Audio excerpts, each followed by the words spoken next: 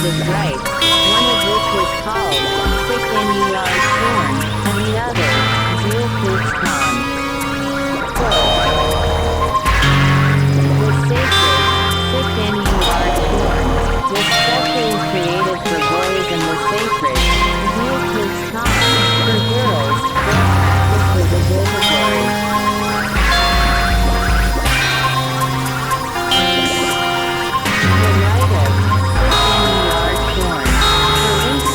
Identical with yours.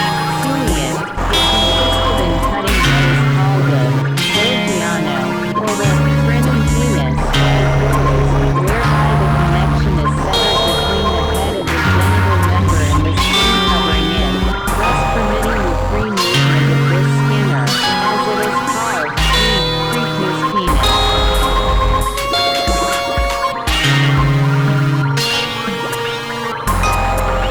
As proven by the information which has come down to us from ancient times, and also according to our own common sense, it is plain that the great Moses who, as we learned from another source, was a very great authority on medicine, wished by this means to make sure that, through all kinds of accidental contacts, the totality of substances accumulating in the places I spoke of would of itself be mechanically eliminated, and thus cease to become a factor for the arising of that maleficent itching.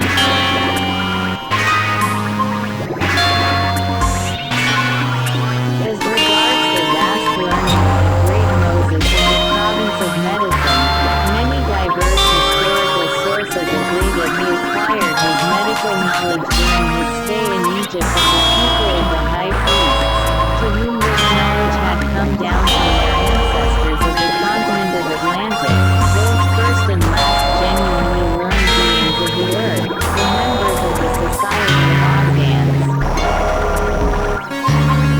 The beneficial results of the customs created by the great Moses are still visible today.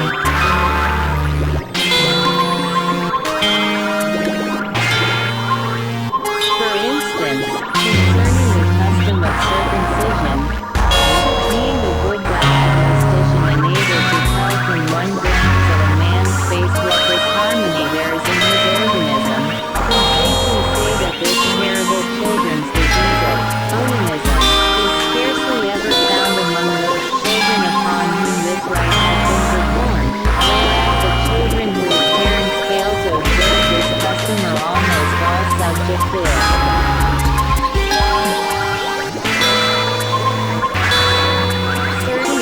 Who are not subjected to the rite of circumcision do escape this disease of onanism, but these rare exceptions are the children of parents who are cultured in the full sense of the word, and who understand clearly that the future ornamentation of their children depends exclusively upon whether they do or do not suffer from this disease in their childhood or youth.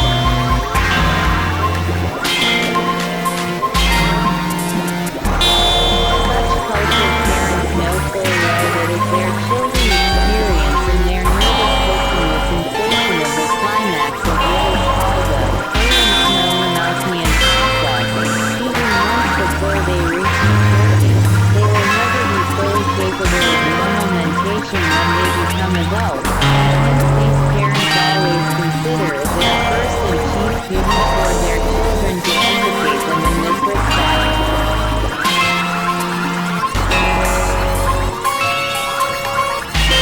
Unlike most contemporary parents, they do not consider that the education of children consists in badgering them to learn by rote as much poetry as possible, composed by Nordortenist psychopaths, or in teaching them to shake hands politely with their friends and acquaintances, or in keeping with the notions of people of our time.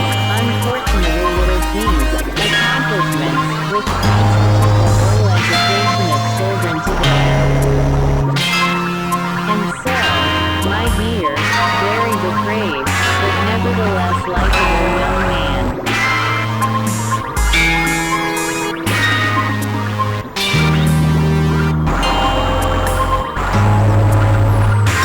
these two rites were created by the great Moses and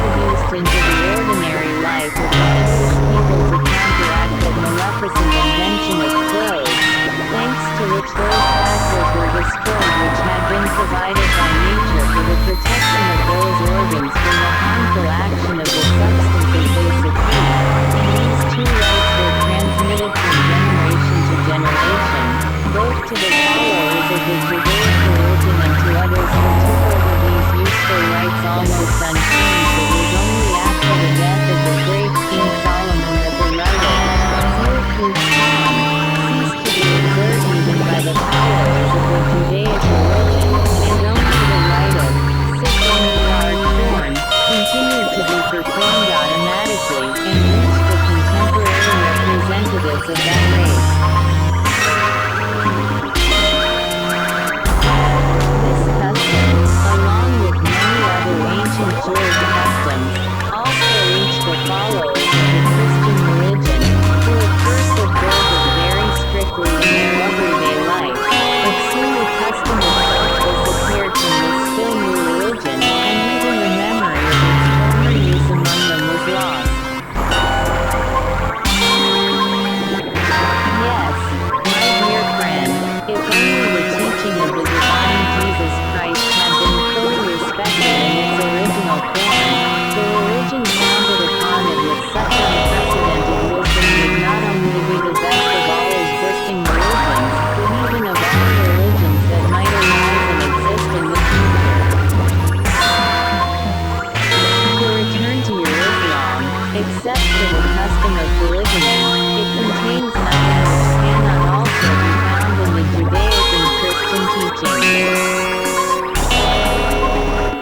The custom of polygamy, established on the basis of the scientific deductions of the Arabian learned being Na'al and El-Aul, famous in his time, was introduced into the daily life of people after the founding of the Christian religion. Your religion appeared much later, and it was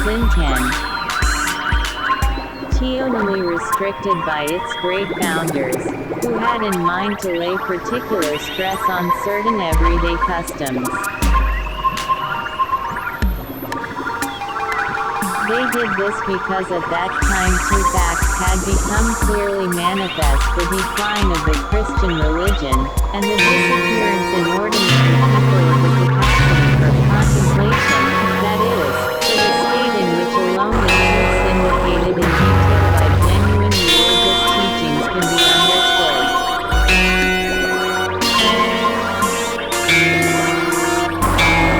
Having become aware of these facts, the great creators of Islam decided, on the one hand, to simplify the teaching itself, and on the other hand, to emphasize certain customs so that the everyday life of the followers of this new religion, who had lost the capacity for contemplation and consequently the possibility of understanding truths consciously, might grow, even if mechanically, in a more or less tolerable manner. And it was then that, among other customs, they established and laid particular stress on the practices of kunyat, abdab, and polygamy, the beneficial results of which we can see even now.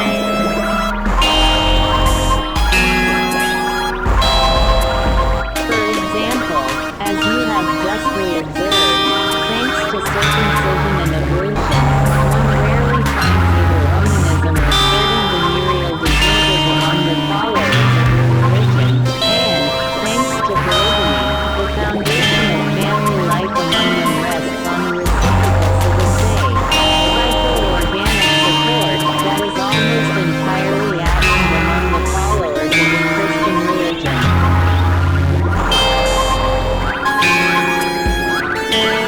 Of all the useful customs introduced by the great founders of the Christian religion into the life of its followers for the preservation of health and the maintenance of the morality necessary for a happy life, nothing now remains except the custom of periodic fasting, that is, of abstaining at certain times of the year from the consumption of particular edible products. And even this last surviving good custom is either this: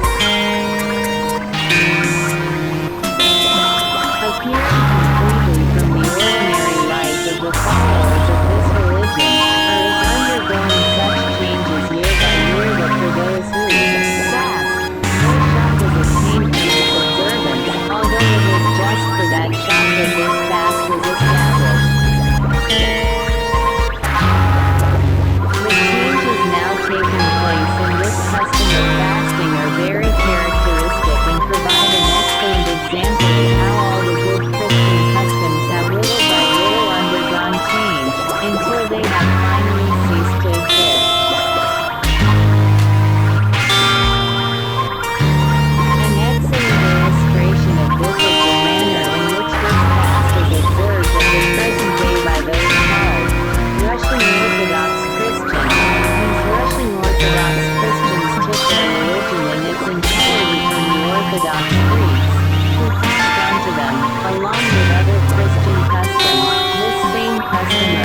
fasting. Quote, among the millions of these Russian Orthodox Christians, the majority still continue to fast, as is said, scrupulously, according to the Orthodox code, now existing there. But how they actually perform this ritual of fasting, this can only be described by the apt saying of our dear Mother Nasa Eden, what does it matter if I sing like a donkey as long as they call me a nightingale? It is just the same with the fasting of these Russian Orthodox Christians as long as they are called Christians and moreover Orthodox. What does it matter that they receive no shock whatever from the fast? As I have said, these Russian Orthodox Christians at the present time still observe very strictly all the seasons and days of fast indicated in their code. But as for what should or should not be eaten during the fast, it is just in that question that the left paw of the curly-haired dogged ex-emperor Wilhelm lies buried. You will understand clearly how these contemporary Russian Orthodox Christians fast if I repeat the exact words of one of them, spoken to me not long ago in Russia. I used to meet this Russian there on business and even became somewhat friendly with him and visited him at his house. He was considered by those around him to be a very good Christian and the patriarchal father of a family. He came from the sect of the Old Believers. Quote, Old Believers are those Orthodox Christians whose ancestors, several centuries ago, refused to submit to new rules laid down by somebody or other, and who remained faithful followers of the previous rules, also laid down by somebody or other, only a century or two before this religious schism. And so one day, when I was dining at the house of this really old believer in the company of several other Russians, also Orthodox Christians, he turned to me and said, "Heck, old dear. By the way, I must tell you that the beings of this group have a habit, after the second glass of genuine Russian vodka, of calling their acquaintances by various pet names, such as, oh dear, my Zapapucha, my pot-bellied beauty, my little brown duck, and so on and so forth. And so this really Russian Orthodox Christian, addressing me as, oh dear, said, never mind, oh dear. We shall soon be having Lent and then we shall feast together on genuine Russian dishes. To tell the truth, here in Russia, during these days, we almost always eat the same things. But during fasts, especially during Lent, it is quite a different story. Not a day goes by that one is privileged to enjoy the most succulent dishes. You know what, oh dear. Just the other day I made a remarkable discovery on this very subject. This discovery of mine is miles beyond the discovery of that old Dr. Copernicus, who when he was once lying dead drunk on the ground sensed clearly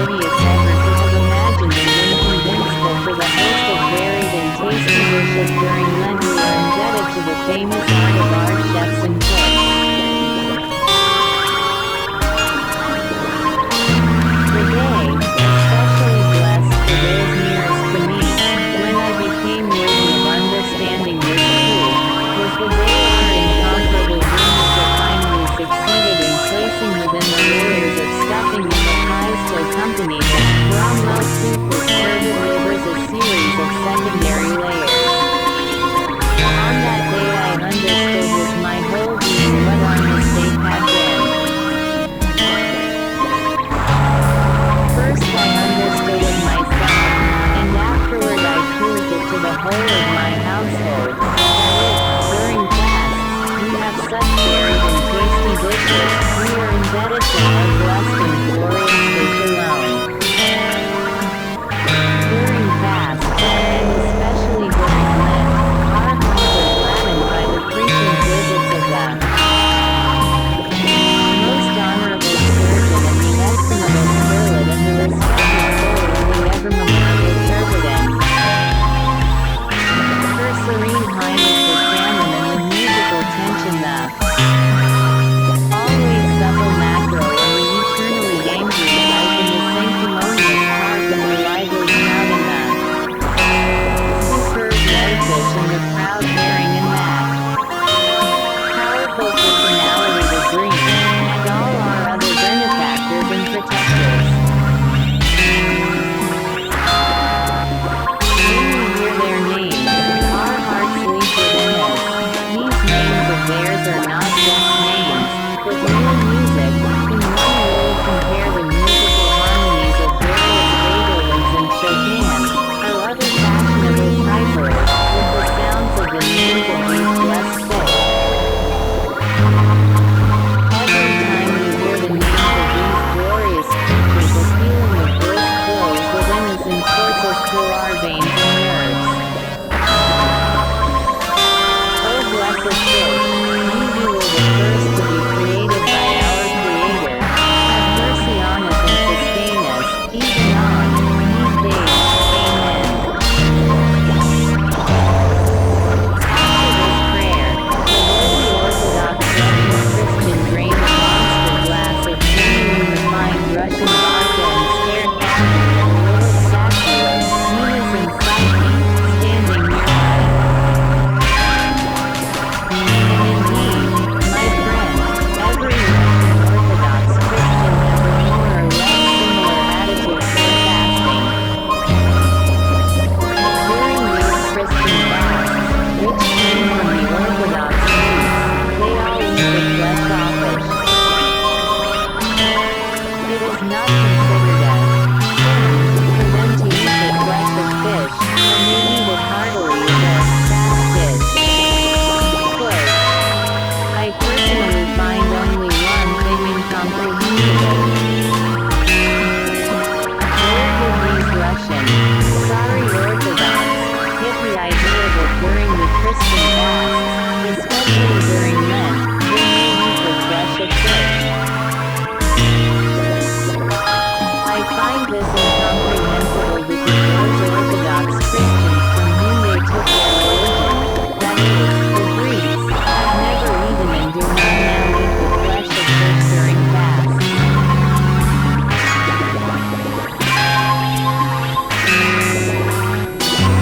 Even today the Greeks eat fish during Lent only on one day, when in accordance with the code of the Orthodox Church they celebrate the memory of a day in the life of the divine Jesus Christ. A fast permitting the consumption of the flesh offish not only gives no shock at all to those who are fasting, but is even directly contrary to what the divine Jesus Christ intended and taught, and contrary to the purpose of the great creators of the Christian religion in establishing this custom.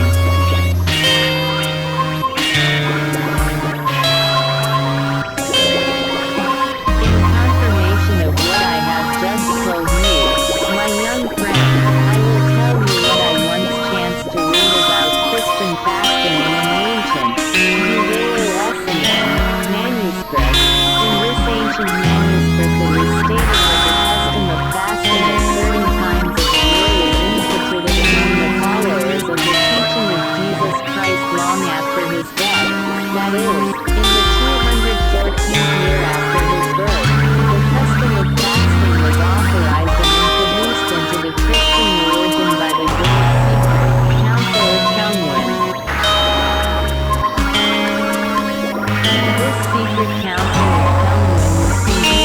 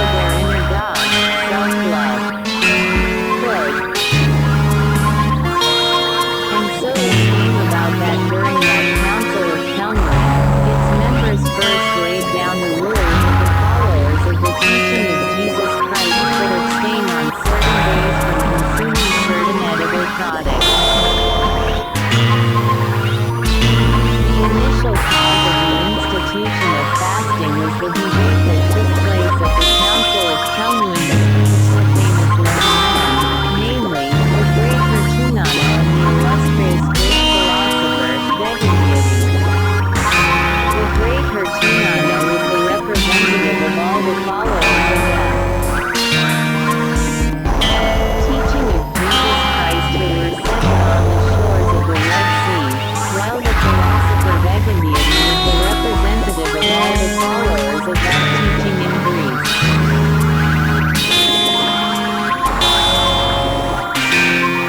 The philosopher Veganius was well known for his learning only in his own country, while Tertulian was famous all over the earth. He was considered the highest authority on the laws of the inner organization of man, and also an authority on the science then called alchemy, not of course such science as which contemporary people have a notion and designate by the same name.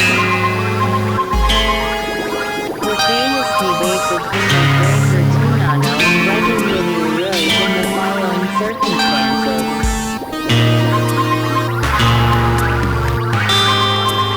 The philosopher Veganius, it seems, affirmed and demonstrated for 2 days that it was absolutely necessary to spread the concept among all the followers of the teachings of Jesus that to kill animals for the purpose of consuming their flesh and food was the greatest sin, and that at the same time meat was very harmful to health, and so on.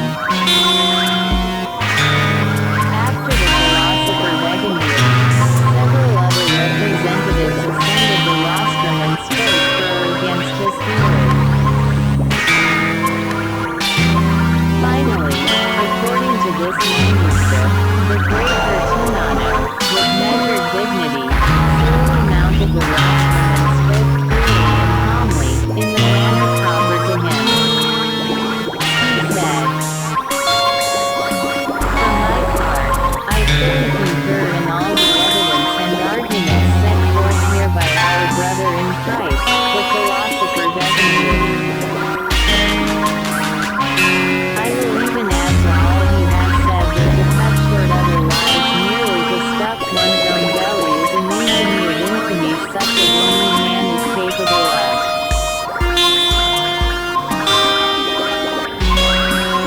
Had I not also been interested in this question for many years and had I not reached certain entirely different conclusions, then after all that our brother in Christ, Veganius, has said here, I would not have hesitated a moment but would have urged and conjured you all not to delay until tomorrow but, without looking behind you, to hasten back to your towns and cry aloud in all the public squares, stop! People, stop! Stop eating meat! This practice of yours is not only contrary to all the commandments of God, but is the cause of all your diseases. As you see, I am not doing this. And I am not doing so only because during my long years of unremitting study of this question, I reached, as I have already told you, an entirely different conclusion.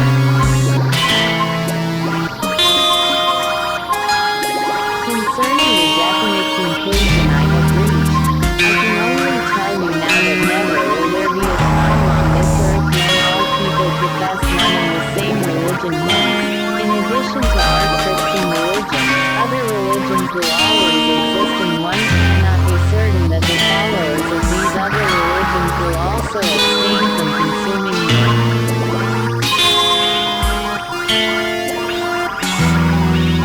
But if we cannot now be certain that at some time or other all the people on the earth will abstain from meat, then we must now take quite other, more practicable measures as regards consuming meat, because if one part of mankind eats